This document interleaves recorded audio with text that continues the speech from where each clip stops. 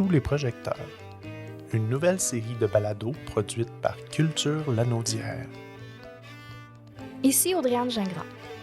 Cette nouvelle série de balados met en lumière les Grands Prix des Jardins de la Culture et les gens exceptionnels qui entourent le gala. Pour cette saison, notre animateur n'est nul autre que Ghislain Dufresne. L'humoriste et comédien lanaudois, qui a aussi animé notre événement à 2 reprises, recevra les lauréats 2022. Sous les projecteurs, c'est aller en profondeur dans ce qui n'a jamais été dit. Bonne écoute!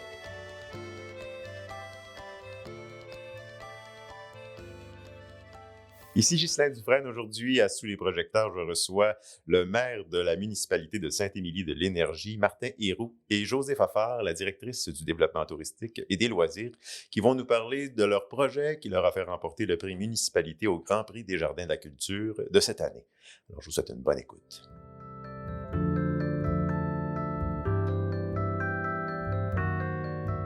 Je vais commencer simplement en vous demandant peut-être de nous présenter le projet qui vous a fait remporter le prix.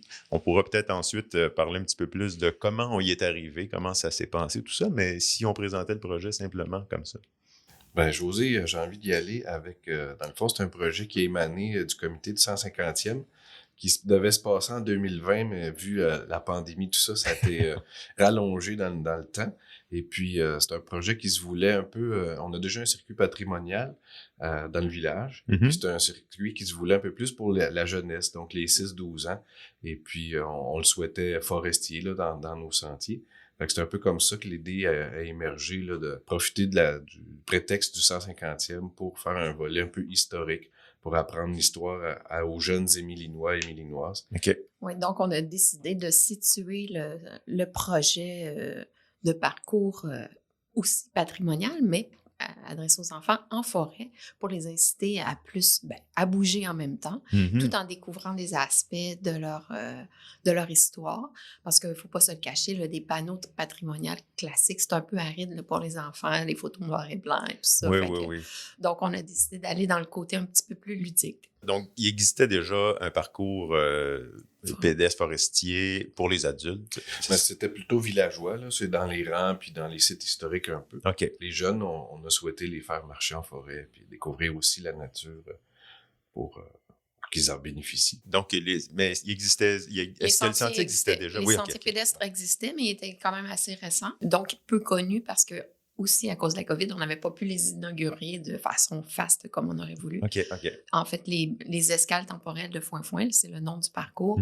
Ça consiste à 10 escales dans un parcours de 2 km en forêt. Donc, pour inviter les enfants, puis à faire des pauses aussi, à aller tranquillement se promener dans les bois, mais tout en apprenant. À chaque escale, donc, il y a ce que j'ai lu, c'était que vous avez, au lieu de faire des pancartes comme on retrouve habituellement dans un sentier, vous avez décidé d'y aller autrement. Ben, je vais vous laisser l'expliquer parce que c'est franchement chouette, là.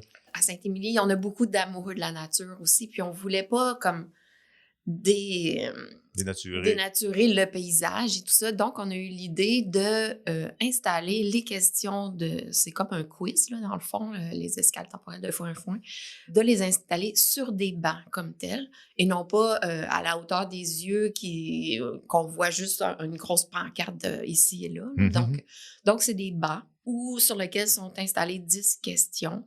À l'endos du banc suivant, on a la réponse à la question. C'est des questions assez simples, dans le genre « Qui est le fondateur de Saint-Émilie de l'Énergie? » Okay. Et ça se décline avec un choix de réponse, admettons, ou certaines questions, c'est vrai ou faux, ou des associations, des choses comme ça. On a tenté de faire plusieurs types de questions afin de garder l'intérêt puis d'aller capter des jeunes qui comprennent plus certaines formes de questions que d'autres et tout ça. Au fil des escales, une après l'autre, on en apprend davantage sur le développement du village, sur les animaux qui étaient soit déjà sur place en forêt ou ceux qui ont été apportés pour l'agriculture, ce genre de choses-là. Oui, puis dans le fond, pourquoi l'escale temporelle de Foin-Foin? Foin est une mascotte qui a longtemps été très populaire à Saint-Émilie. C'était la mascotte de notre festival local, qui était le Festival des Laurentides. Mm-hmm. Et puis, on a voulu refaire découvrir Foin aussi à nos jeunes Émilinois. Moi, je l'ai très bien connu à l'époque. Oui, ben j'avoue que moi aussi. Ouais, Ça m'a rappelé un souvenir. Quand j'ai vu Foin, je faisais « Oh my God! » Ouais, c'est ça. Fait que c'était le plaisir aussi là, de remettre Foin en vedette. Ben, ça permet de faire un bel échange aussi entre les parents qui l'ont connu et les enfants qui ne le connaissent pas et qui le découvrent maintenant aussi. Puis, qui a planché sur les questions, tout ça? Ça s'est fait... C'est une très bonne question. Évidemment, on avait déjà le contenu historique, vu qu'on a le parcours historique qu'on a refait à neuf pour le 150e. Mm-hmm. Mais là, c'est pas adapté du tout aux enfants. Là, on s'entend, c'est des longs textes et tout ça. Donc, avec un petit comité issu du comité du 150e, donc on avait Martin Langlois qui m'a beaucoup aidé et Lynn Soriol. On a regardé le genre de questions qu'on pouvait adapter. Martin nous a beaucoup aussi aidé à l'adapter aux 6-12 ans, là, ce qui est quand même une et au contenu scolaire aussi, là, qui est en cours. Donc, l'école primaire qui est tout près peut aussi aller puis faire l'activité selon le niveau c'est une école primaire, donc ça s'adresse à ces âges-là. Donc, avec Lynn et Martin, on a vraiment là, travaillé les questions une à une. On en avait plusieurs au début, puis on a dit 10, ça suffit là, pour ce genre d'activité, pour pas que ça soit trop long non plus. Le parcours est de 2 km, donc pour un enfant de 6 à 12 ans, c'est quand même réalisable. Trop de questions, à un moment donné, on est arrêté longtemps aussi, donc je suppose que la dizaine de questions était intéressante. Exactement. Puis en plus du contenu comme tel historique, là, on va dire comme ça, on a essayé de rajouter des choses un peu plus ludiques. Donc, chaque banc, on leur a mis une tête. Donc, une tête de castor, d'ours, de jet bleu, de poule, parce qu'on a comme encore là, les animaux de la ferme ou de la forêt, un cerf, un cheval, en tout cas, il y en a une dizaine. Mm-hmm. Et donc, les bancs, ça fait un petit peu comme un petit cheval là, berçant, mais il ne berce pas, mais dans le sens que chaque banc a une tête d'animal différent. Donc, c'est aussi le fun pour enjamber le banc comme on fait avec un petit cheval. Là, oui. C'est ça. Donc, ça, c'est un autre aspect. Il y a aussi une ligne temporelle. Donc, c'est un petit dessin qui, au début, c'est une ligne qui dessine, mettons, un sapin avec un bûcheron. Là, tout à coup, il y a des bûcherons qui arrivent, il y a un cheval qui arrive, l'agriculture à prendre la place et tout ça. Fait je pense le premier, il y a aussi un canot, donc parce que pour arriver, il n'y avait pas de chemin et tout ça. Donc, la ligne évolue vers jusqu'à un moulin, des choses comme ça, pour faire en sorte là, qu'on voit l'évolution de la trame historique de Saint-Émilie, là, dans un sens. Fait que ça, c'est un autre aspect. Puis, il y a aussi une petite charade à compléter en bonus. Donc, à chaque étape, on a une charade qui se termine par, je pense que c'est quelque chose comme « Bravo, tu as terminé le parcours » là, ou quelque chose comme ça. Okay. Fait que, voilà. Bon, là, j'espère qu'ils n'écont pas, ils ont toute la réponse. Ils s'en souviendront pas. Est-ce qu'il y a une espèce de... Là, vous dites avoir un peu consulté les professeurs. Est-ce qu'il y a une espèce de guide qui leur permet d'incorporer ça dans leur cours directement? On n'est pas allé jusqu'au guide. Cependant, il y a quand même sur Internet, là, sur le site de la municipalité, on peut s'imprimer un petit PDF là, avec toutes les questions. Okay. Comme je vous dis, les réponses sont à l'endos du banc suivant. Donc, il faut faire le parcours. Ils sont peut-être aussi sur le document. Je suis désolée, je ne m'en souviens plus, mais ils sont accessibles de toute façon. Puis, en fait, est-ce qu'il y a eu une consultation quelconque par rapport à cette idée-là? Avez-vous parlé à vos citoyens de Saint-Émilie afin de savoir quels intérêts ils avaient? Parce que je pense que les gens de Saint-Émilie aiment beaucoup la nature, assurément. Je pense que c'était un débat qui s'est fait au sein du comité du 150e. OK. Il y en avait des pour, il y en avait des contre, puis il y avait aussi l'aspect financier de tout ça. Puis la municipalité était partenaire dans ce projet-là. Fait que finalement, c'était beaucoup les équipes de bénévolat dont on parlait tantôt, Martin Langlois, Lynn Soriol, José qui était là-dessus, qui ont travaillé à faire tout le montage, le visuel, tout ça. Et puis la partie achat des matériaux, tout ça, c'était absorbé par la municipalité. Donc, le comité a fait office de consultation publique, là, parce que il y a eu des bons débats au sein du comité. Oui, j'en doute pas. C'est quand même un gros comité, là, peut-être une douzaine de personnes. Et aussi, il y a une chose qu'il faut absolument qu'on le dise, c'est que ce projet-là, on l'a inclus dans notre entente de partenariat culturel avec le ministère de la Culture, qui ont payé la moitié des frais. Là, donc, ça fait partie de notre entente. Merci de me le rappeler. Oui. Mais il signe les chèques, mais il ne se souvient pas qu'on a eu une subvention. Il les voit pas rentrer. Ben, tant mieux, tant mieux. Ben, je lisais même qu'il y a un projet qui va peut-être unir les diverses municipalités. Là. Vous faites comme partie de la première escale par rapport à au sentier national. Oui, c'est ça. Oui, tout à fait. On est en train de connecter notre village au sentier national, le sentier de la Matawini et tout ça. Là. Donc, la portion du sentier de la nationale qui traverse Saint-Émilie. Donc, on fait de Saint-Émilie le premier village relais là, du sentier national dans la Matawini, puis peut-être même dans la Naudière. Souvent, le sentier national, il est assez loin des centres, des noyaux villageois, tout ça. Il passe vraiment plus au nord, dans les montagnes, tout ça. Puis nous, bon, la chance à Saint-Émilie passe environ, je veux dire, 2 km approximativement. OK. On a acquis une terre, puis on est en train de développer les sentiers pour connecter le village. Donc, c'est un village relais sur le long du sentier national. Le sentier national, je m'excuse, je vais avoir l'air ignorant, mais c'est un sentier C'est un sentier pédestre. C'est pédestre, OK. C'est un sentier pédestre le long lequel il y a quand même plusieurs refuges. Là. Les gens peuvent partir 1 semaine, 2 semaines et le long du sentier national. OK. C'est pour les vrais adeptes de... Ben, tu peux y aller à la journée. Il y a plein de petits sentiers, des petits petits tronçons. Il y a beaucoup de stationnement. Si on parle de Saint-Donat jusqu'à Saint-Émilie, bon, à Notre-Dame-la-Merci, Saint-Côme, il y a plusieurs accès au sentier. OK. Donc, on peut faire selon notre forme.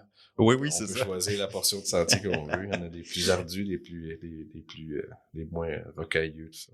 Puis, donc, le sentier qui a été mis sur pied, qui a gagné le prix, va pouvoir être fait partie du sentier de relais. De connexion. Là, OK, c'est formidable. Donc, les enfants vont pouvoir aussi aller chercher un petit bonus quand ils suivent leurs parents dans le grand sentier. Oui, puis c'est vraiment tout près du cœur villageois. Là. C'est à 500 mètres de notre plage municipale et tout ça. Donc, c'est vraiment facile d'y aller. Là, on peut y aller à pied de l'école, de partout. Donc, mais ça va être connecté effectivement là, au sentier national. Et peut-être juste pour enchérir là-dessus, Ben oui. en fait, on est en train, avec Loisirs et Sports La Naudière, d'essayer d'homologuer le sentier national qui traverse la Naudière comme un GR, sentier de grande randonnée qu'on appelle. Okay. Et ça, c'est vraiment un titre officiel, la grande randonnée en Europe, qui est très connu. Donc, les gens recherchent ça. Puis, la problématique qu'on avait, c'était le ravitaillement actuellement.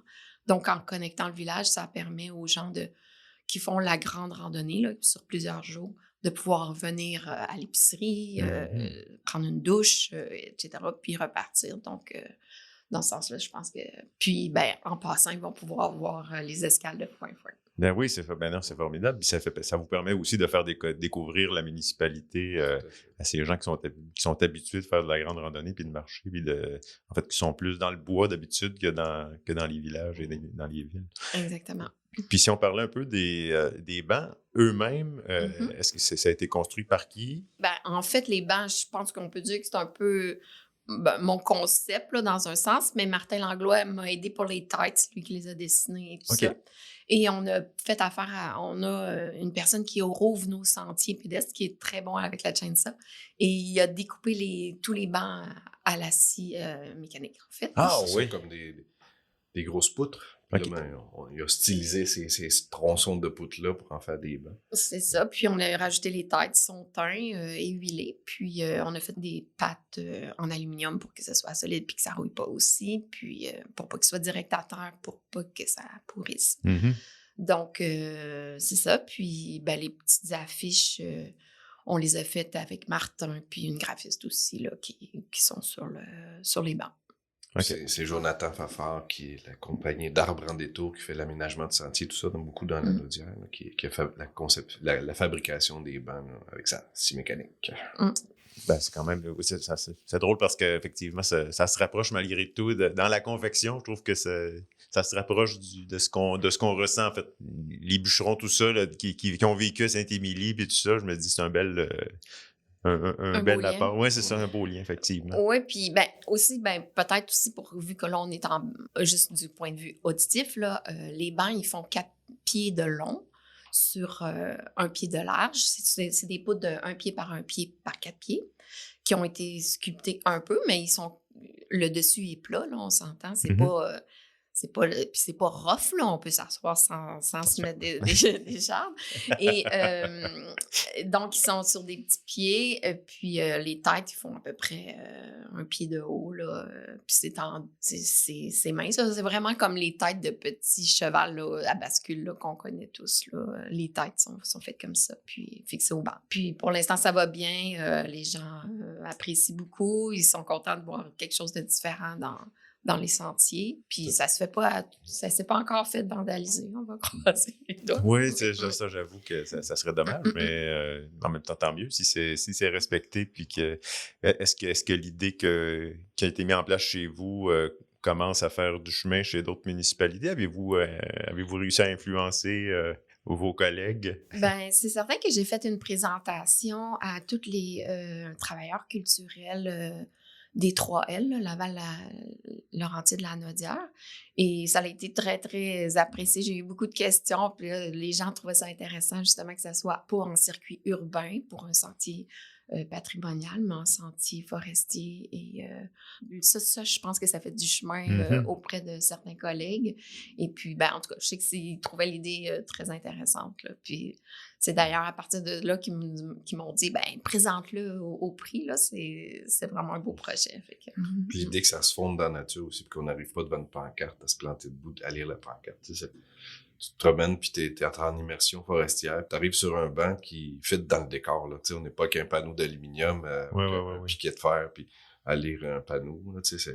T'arrives à un petit renard, ou c'est ça, c'est le fun. Puis les couleurs, ben, il y a 4 tons de brun. Et donc, c'est ça, un peu roux, un peu brun plus foncé. Là, l'ours est plus foncé, évidemment. Puis le castor, le renard est roux, etc. Là, fait que...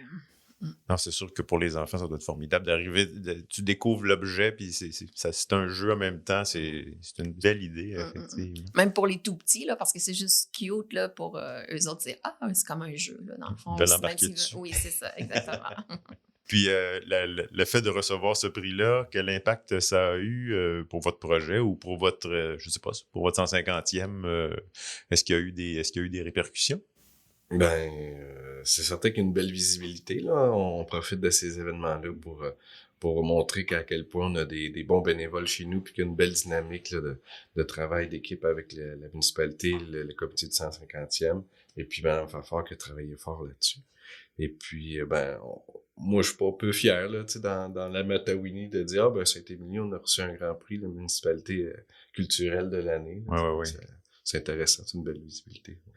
Puis est-ce qu'il y a des projets futurs du côté culturel chez vous aussi pour suivre ce projet-là? Ou... Ben, c'est certain qu'on en a pour l'instant. Ceux qui sont, on vient de faire une super murale aussi sur un bâtiment. OK. Mais là, qu'on n'a pas encore présenté à aucun prix. On verra peut-être plus tard. Mais non, sinon, les activités qui s'en viennent, c'est plus des petits concerts, des choses comme ça. Mais on a l'idée aussi d'aménager un petit théâtre de verdure à côté de notre plage. Donc, on est en gros développement, là, c'est certain, à Saint-Émilie. Il y a un terrain qu'on a acquis qui est adjacent à la plage municipale, donc ça va devenir un parc municipal, mais aussi avec de l'hébergement, qui fait aussi escale le long du sentier national. Et puis là, on est avec les architectes, on travaille au poste d'accueil de tout ça, le bloc sanitaire et tout le machin. Oui. Il y a un volet dans ce parc-là, justement, de théâtre de verdure. Et aussi, dans l'accueil du parc, il y aura une sculpture probablement d'un de nos artistes émilinois, là, M. Roger Valade, qui a fait don de cette sculpture-là justement pour le 150e. Elle sera installée, là. C'est un sculpteur animalier qui est quand même très connu dans le coin, là. Il y a beaucoup d'œuvres C'est un loup, hein, je crois, c'est ça, la sculpture. Ouais, c'est un loup. Oui, c'est ça. Il y a beaucoup de sculptures, là, à l'auberge du lac Taureau, tout ça. OK. Donc ça aussi fait comme un peu office de faire connaître nos artistes. Là. Oui, absolument. OK. Ben, c'est le fun parce que en fait, vous juxtaposez beaucoup la culture et le plein air. Oui, je trouve ça très intéressant. On essaie de... C'est sûr que moi, je viens du milieu culturel plus, mais présentement, je travaille beaucoup en plein air. J'ai toujours adoré le plein air. Fait que c'est sûr que j'essaie de tout imbriquer là, pour que ça rende le tout le plus dynamique possible. Là. Avec l'appui de monsieur le maire et tous les conseillers qui sont très favorables à ce genre de développement-là. Ah ben ça, c'est toujours agréable quand il y a des villages ou des villes qui sont plus enclines au développement culturel. Est-ce qu'il y a des choses que j'ai oubliées dans notre petite conversation? Est-ce des choses dont vous auriez aimé parler? On invite tout le monde à venir faire les escales. C'est vraiment un beau circuit. Puis on amène son lunch. Vous pouvez tout trouver les détails dans le site Internet de Sainte-Émilie d'énergie. Parfait. Dans la section « Bouger ». Escale temporelle de foin. Est-ce que le parcours est ouvert cet hiver aussi? C'est permanent. C'est permanent? Ah, c'est formidable. Oui, puis c'est ça aussi, avec la COVID, tout ça, il y avait plein de petits parcours ludiques là, qui apparaissaient dans plusieurs municipalités et tout ça. Je me disais, mais je me suis informée, je trouvais ça le fun vu qu'on avait le droit d'aller dehors pour faire des choses et tout ça. Mais je me suis informée, puis c'était quand même très cher pour une petite municipalité comme nous, puis ça durait comme 1 mois, puis après ils repartaient leurs affaires, puis leur louaient à une autre municipalité. Fait que je me suis dit, mais ça serait le fun qu'on ait quelque chose de... Fait que je me suis un petit peu inspirée de cette histoire-là de parcours ludique dans les municipalités qui faisait fureur à l'époque, mais j'ai essayé de faire quelque chose de permanent, là, mais qui complète notre offre touristique aussi. Hein. Ben, bravo, c'est vraiment une belle initiative, puis ça semble bien intéressant. Moi, mes enfants sont un peu vieux, mais ça donne quand même le goût d'aller faire le tour. Tout le monde aime ça, là. En tout cas, merci beaucoup, Martin Héroux, maire de la municipalité de Sainte-Émilie, et Josée Fafard, directrice du tourisme et des loisirs. C'était un vrai plaisir de vous recevoir, puis belle continuité. Merci à toi, Ghislain.